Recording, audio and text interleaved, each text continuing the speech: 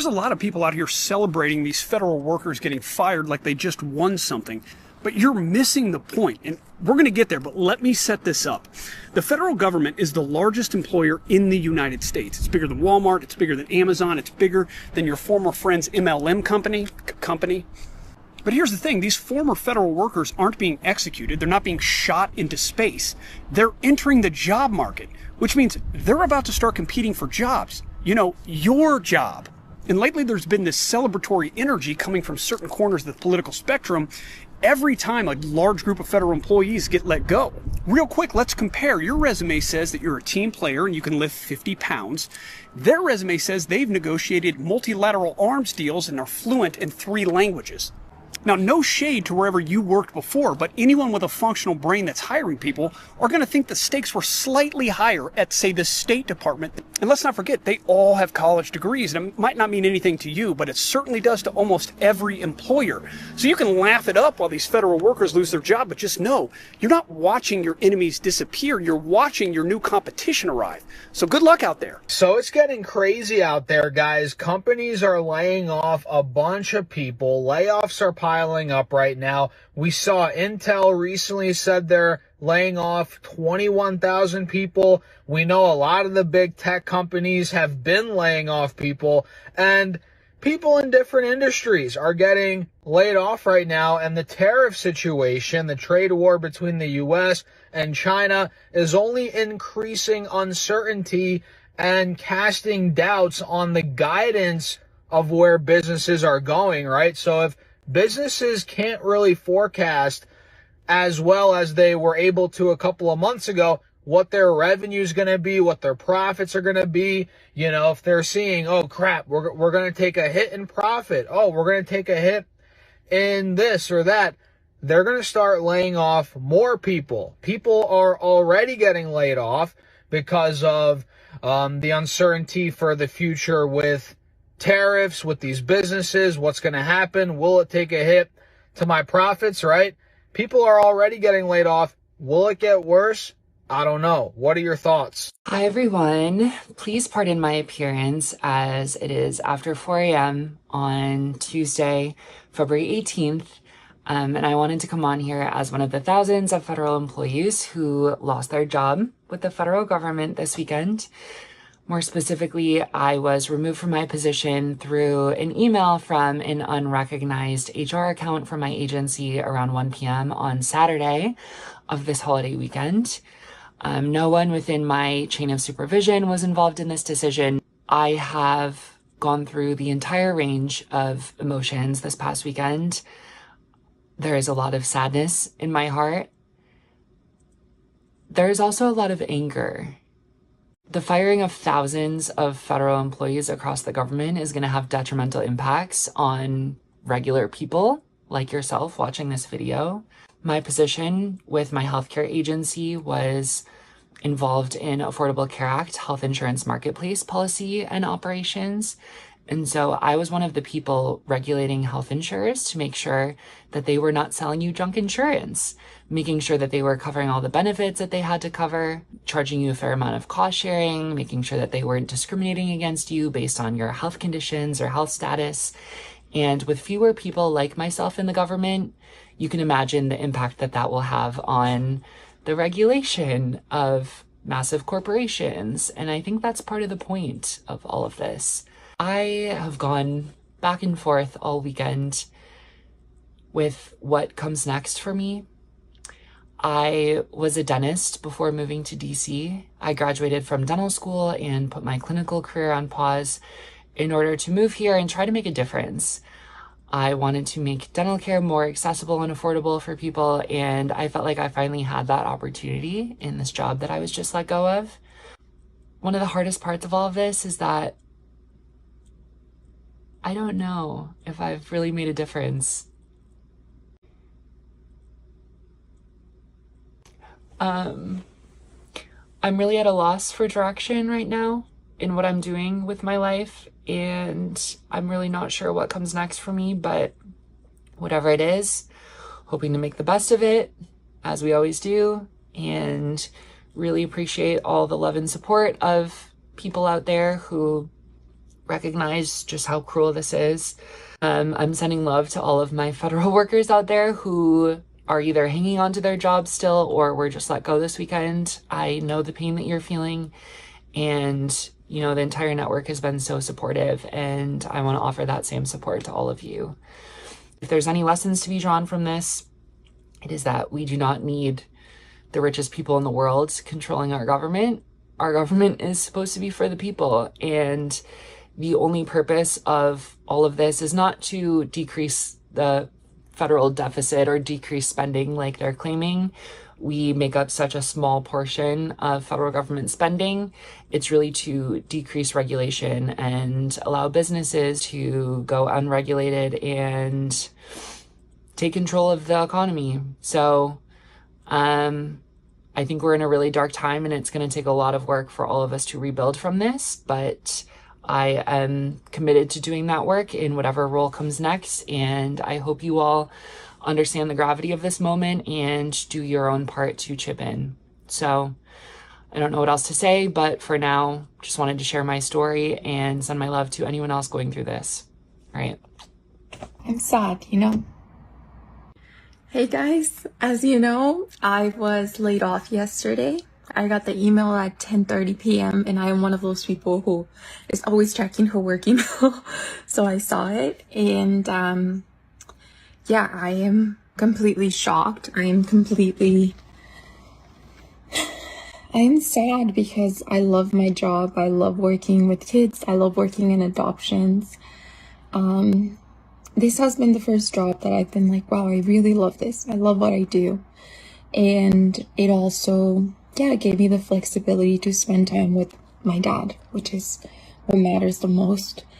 And yesterday we got a meeting invite put in our schedule for the whole company, and they said they would be doing layoffs. They got a budget cut that will go into effect within the next month, and they needed to fire 50% of the employees, and they would do this based on seniority. So I had a feeling it was going to be me because I have only been with the company for about 3 years.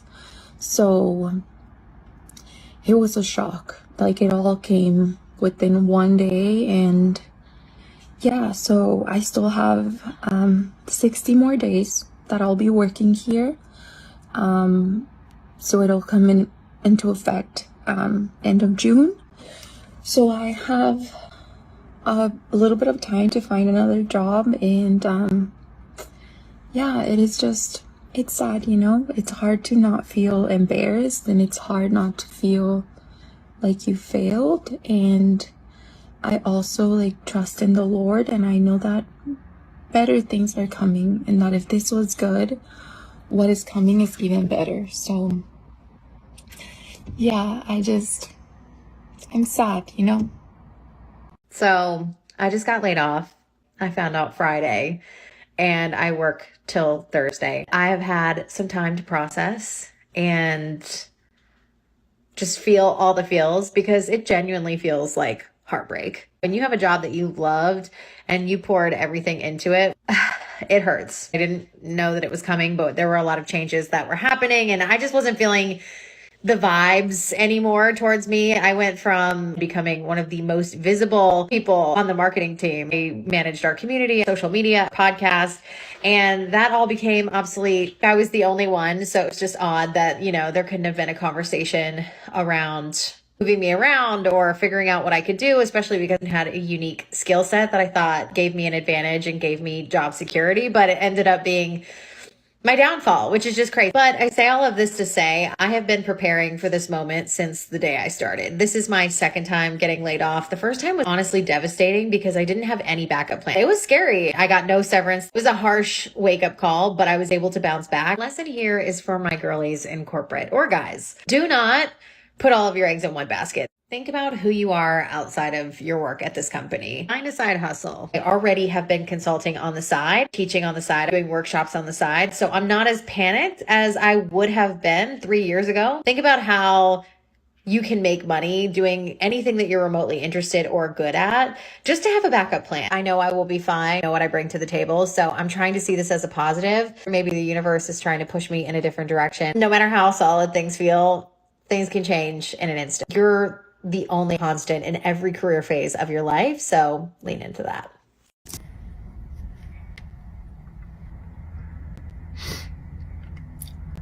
Raise your hand if you got laid off today. And they said, it's not a reflection of you or your work or anything, but it just sucks. Not only because, I have a family and a mortgage, and we don't come from that life. So this, it matters. But they sought me out. I was running my own consulting business. I was doing social media, and I'd been doing it for 7 years, and they contacted me. Here I am trying to save the world, and I can't even save myself. I am a nerd, so I think I'm gonna go to the library and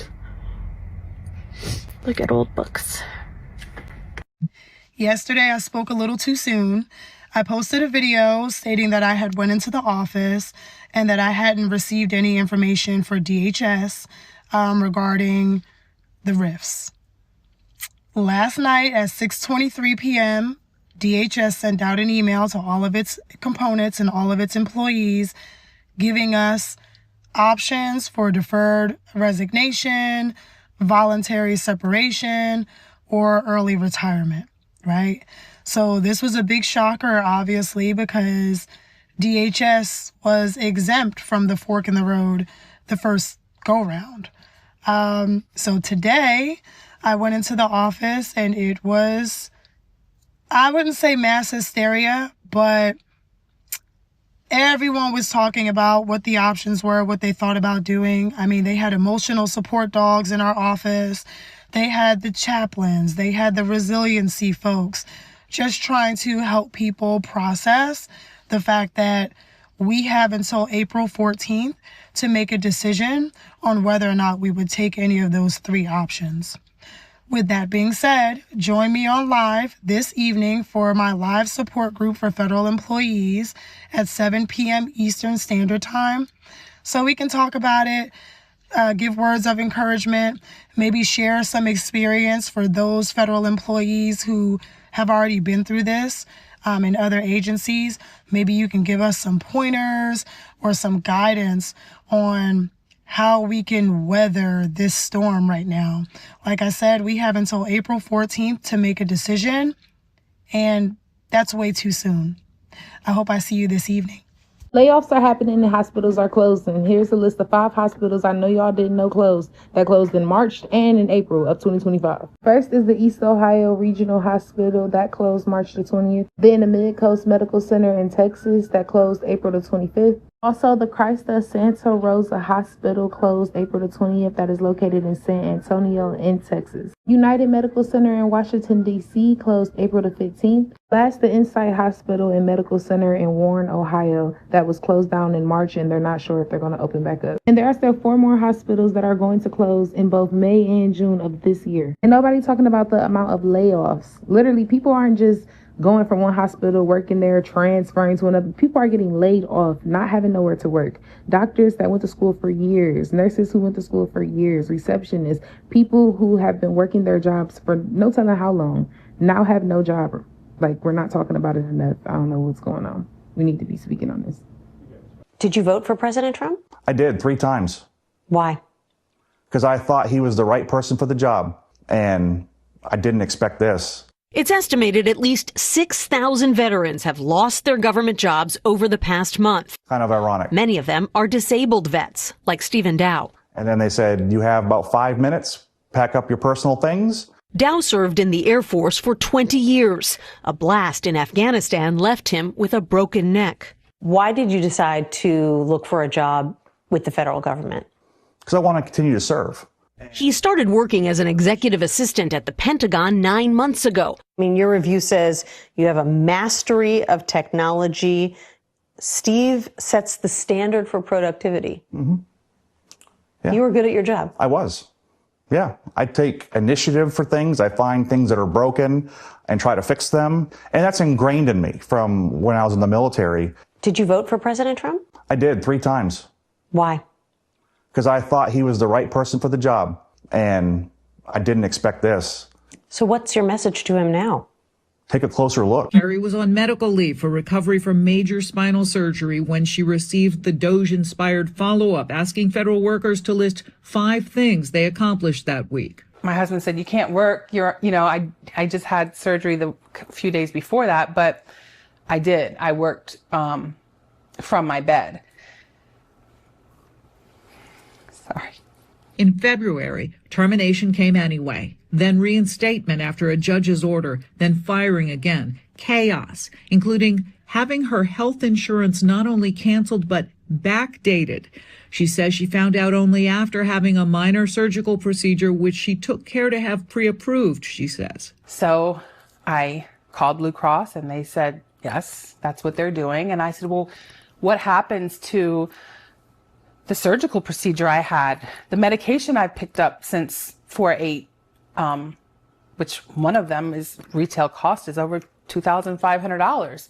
So they said, you will be receiving a bill for those things because we thought you were reinstated as well. We never got the news that we had to terminate you, so that's why we were showing you as active in our system. Carrie says watching the collapse of agencies helping the American people and the extreme economic threat to families like hers, communities like hers, is a lot to handle. Guys, I just got laid off, and what must be the most pleasant layoff of my life.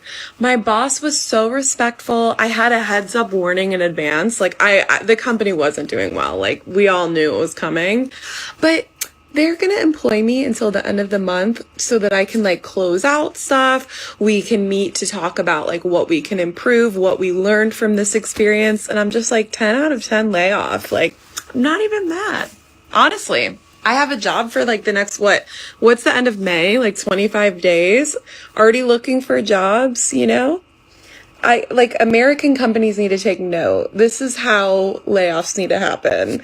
Instead of just like closing out of your email, like as soon as you get the notice from HR, like no. And the best part, my boss was the one who did it, not fucking some random HR person. And he was so heartfelt and just like 10 out of 10. 10 out of 10. Can't even say I'm mad.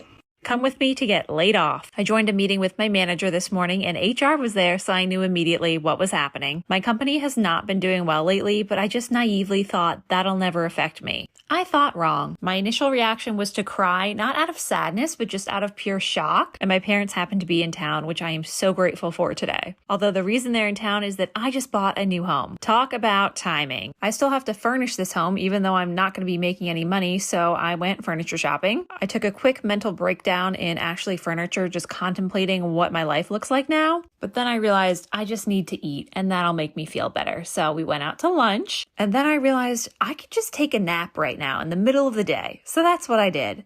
I had a hair appointment that I had already booked and there was a lady there who was just totally rubbing in my face that she was employed. How rude. And then I went and got a milkshake to emotionally eat before sitting down to file for unemployment. As it turns out, since I worked one day this week, I have to wait until next week to get any benefits. So see you back here then.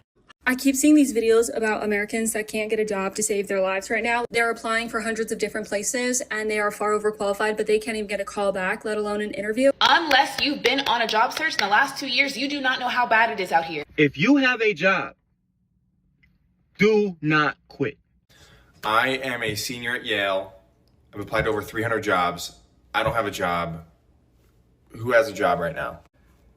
It's kind of disheartening, you know what I mean? Like, the school is pretty expensive and I haven't been able to get a full-time job. And I'm an econ major, I have a 3.5 GPA.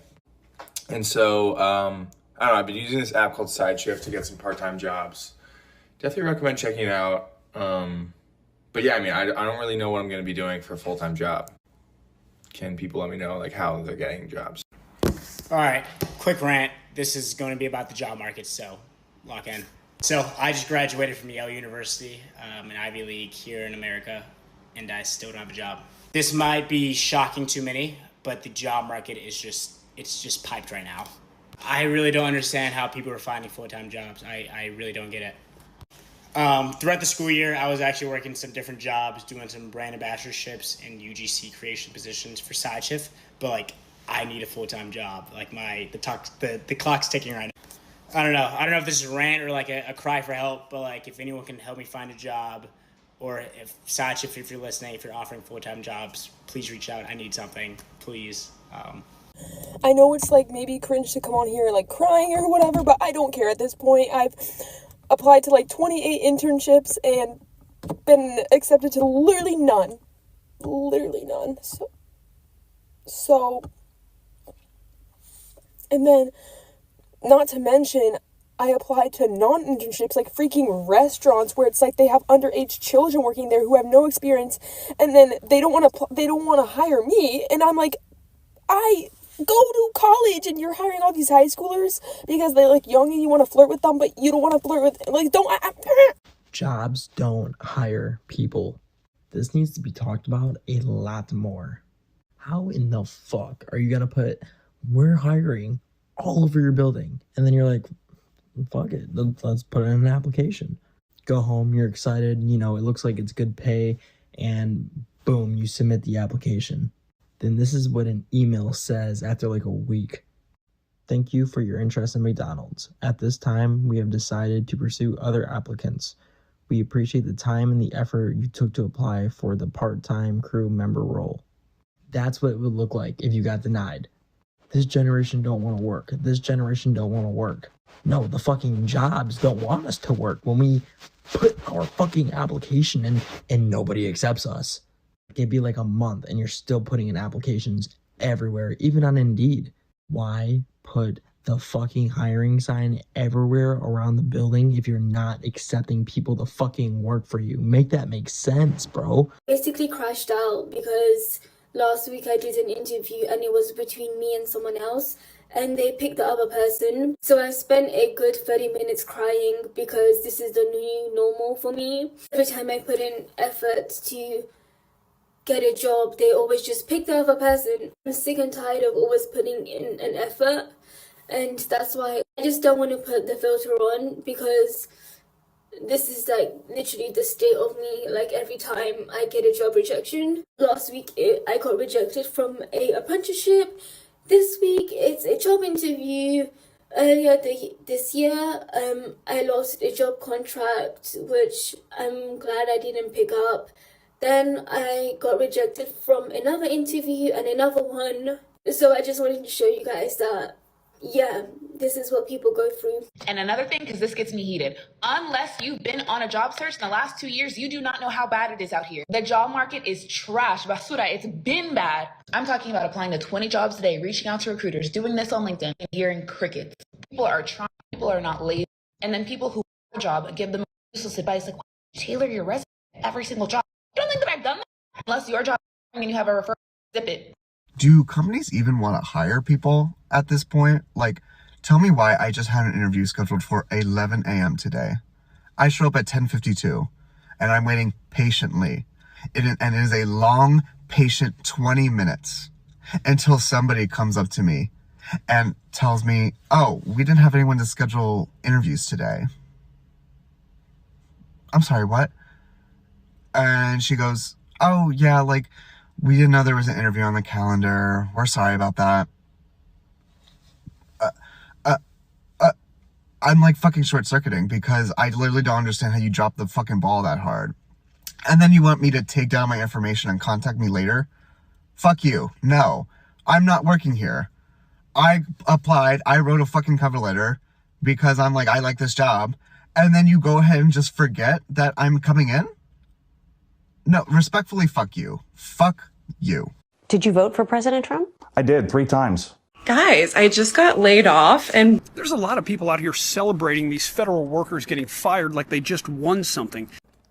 Well, if you thought the economy was turning around, tariffs were going to go back to normal, and people were going to have their jobs safe and sound, well, you're wrong. Mass layoffs are still happening. It's actually spreading, and it's only getting worse. Wall Street Journal is reporting that unexpected delays in Medicaid funds have forced hospitals in at least 10 states to lay off staff and pause critical payments to medical suppliers.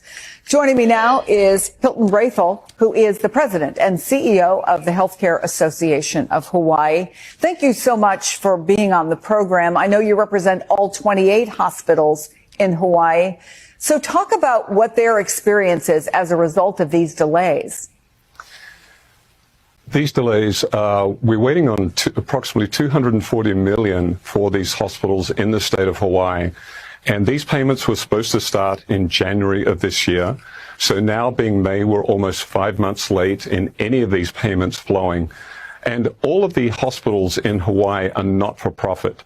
They already operate on very narrow margins. Some of them are already operating at a loss. And this delay in payments is significant. It impacts their ability to hire staff, it impacts their ability to pay their bills, and it impacts their ability to provide services to the community.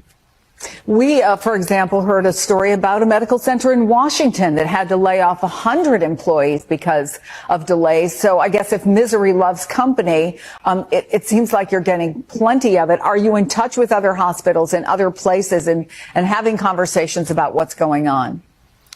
Well, we are working together. We are working with the American Hospital Association. We're working with other state associations. As you said, there are multiple states involved.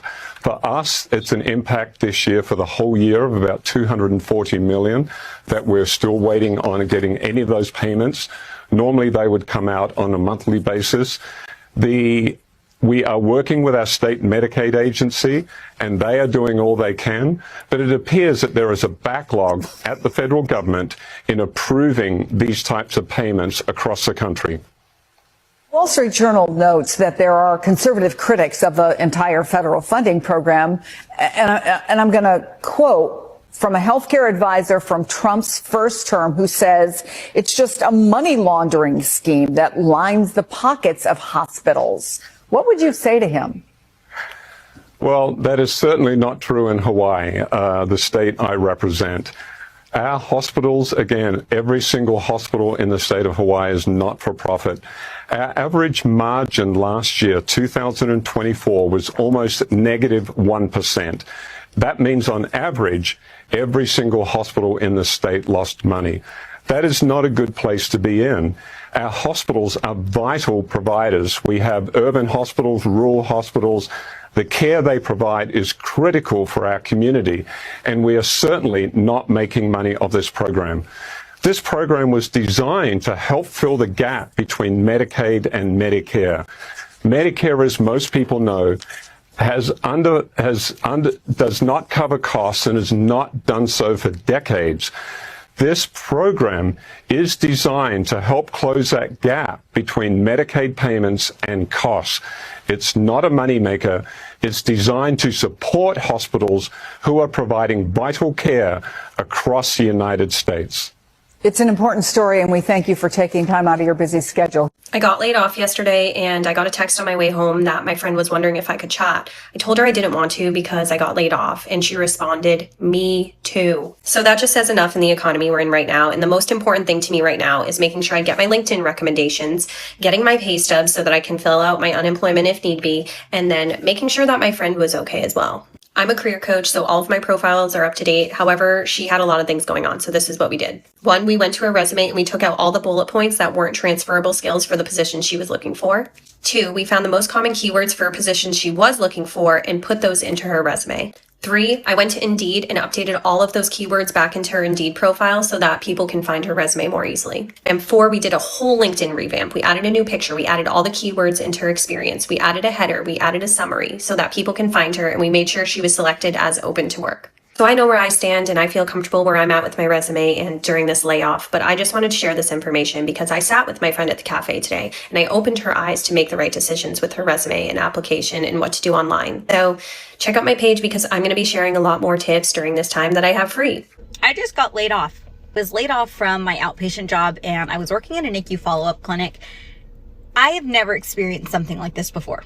So I'm doing what any sane person would do, which is I'm eating French fries, waiting to go into Hobby Lobby. I will say I'm very thankful that I work per diem. I do have a second job that I'll just pick up a little bit more at. I don't have benefits through this job, so I'm not taking a hit as much as a lot of the other nurses are, but whoa. I have a lot of feelings about this. I think the biggest one I'm feeling though is disappointment and I'm a little bit angry. This is the first time where I have seen with my own eyes that we treat healthcare like a business. Sucks because at the end of the day, the people who are suffering this layoff the most isn't me. It's not the nurses. Although yes, we are suffering. It's the kids. And that's what I'm having such a hard time understanding is why are we doing this when we know the detrimental impact it's going to have on the patients who are the children? Okay. Since I've been laid off from the Internal Revenue Service, well, it has been a total of 4 whole days. So this is all new to me because I've always had a job since I started working at age 16. So I always had income coming in. And I'm older now. I'm 24 and I have an apartment. I have bills. I have a daughter. So I have great responsibilities. So when I got laid off from my job, that I immediately thought I have to get a new job. I didn't immediately think about unemployment because I knew unemployment could not pay my bills. So when I first got home from being laid off, I immediately updated my resume and I just started putting in applications. So far, I think I may have put in over 30 applications. So hopefully I'll get a call back either this week or next week regarding an interview. I have faith that I'll find a new job that'll support me and my daughter so we can live the lifestyle that we were living before I was laid off from the Internal Revenue Service. I have applied for food stamps. Hopefully I get a call back from the food stamp office to schedule an interview and give them any documentation that they may need. I did apply for unemployment, so I'm waiting to get a call back from them also. And me and my daughter, we have 30 days on the federal health benefits program, so I need to go ahead and I need to set my daughter up on state Medicaid or state All Kids, whichever one she fits the criteria for. And I've already started budgeting. I wrote down all my bills. I'm not spending any extra money. My goal is to find a new job so I will not have to touch any of my money in my savings. But if need be, I will, because that's what the savings is for times like this. And I'm grateful that I do have a savings, and it's just self-discipline because I know I do want to be able to stay in my apartment, keep my car. I don't want my bills to get behind. So I have been checking my emails, putting in applications anywhere where I may fit the criteria. So yeah, just pray for me that I get a new job, hopefully before April. That's the goal. I need a new job before April. Pray for me. So I want to tell you that this mass firing situation is very real.